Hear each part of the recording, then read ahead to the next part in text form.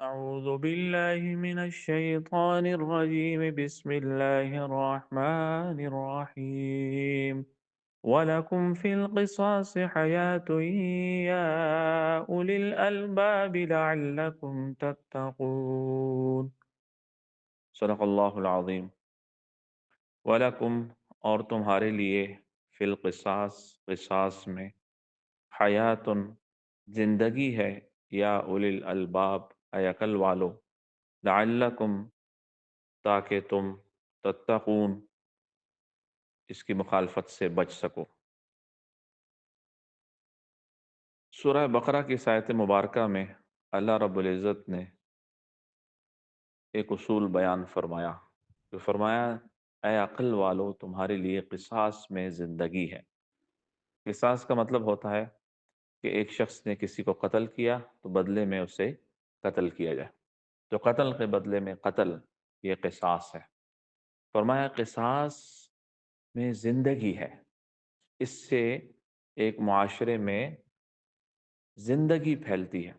یعنی قصاص میں تو ہم یہ سمجھتے ہیں کہ ایک بندے کو جب مار دیا جاتا ہے تو اس کی زندگی ختم ہوتی ہے، اللہ نے فرمایا ختم نہیں ہوتی، پورا معاشرہ وہ زندہ ہوتا ہے کہ جب قاتل کو پتہ ہے کہ مجھے قصاصاً قتل کیا جائے گا تو وہ قتل سے باز آئے گا، تو مقتول بھی بچ جائے گا، بدلے میں قاتل بھی قتل نہیں ہوگا۔ اور اگر قصاص کا قانون نافذ نہیں ہوگا تو قاتل مقتول کو قتل کرے گا، مقتول کے ورثاء اٹھ کے قاتل کو قتل کریں گے، اس طرح اس قبیلے والے ان کو، ان کے قبیلے والے ان کو، اور ایک قتل کا نہ ختم ہونے والا سلسلہ چل پڑے گا۔ تو ایک قانون کے نافذ کرنے سے دنیا سے اور معاشرے سے قتل و غارت گری ختم ہو سکتی ہے۔ اللہ رب العزت نے اس دنیا کو بنایا ہے، اس کے چلانے کا طریقہ بھی اللہ نے بتایا ہے، اور وہ ہے جان کے بدلے میں جان۔ اس کے علاوہ معاشرے سے قتل ختم نہیں ہو سکتا۔ تو قصاص میں زندگی ہے، یا اولی الالباب ہے، عقل والو سمجھو، تاکہ تم بچ سکو۔ اس حکم کی مخالفت سے بچو گے تو قتل و غارت گری اور معاشرے میں فساد فتنہ نہیں ہوگا۔ اگر قصاص کا قانون نافذ نہیں ہوگا تو پھر معاشرے سے امن قائم نہیں ہو سکتا۔ جب تک قاتل کو قانونی طور پر عدالت کے ذریعے اسے قتل نہیں کیا جائے گا، قصاص کا قانون نافذ نہیں ہوگا، تو معاشرے میں لوگ ایک دوسرے کو مارتے رہیں گے، بدامنی اسی طرح جاری رہے گی۔ اس کی ختم کرنے کی ایک ہی صورت ہے، وہ ہے قصاص۔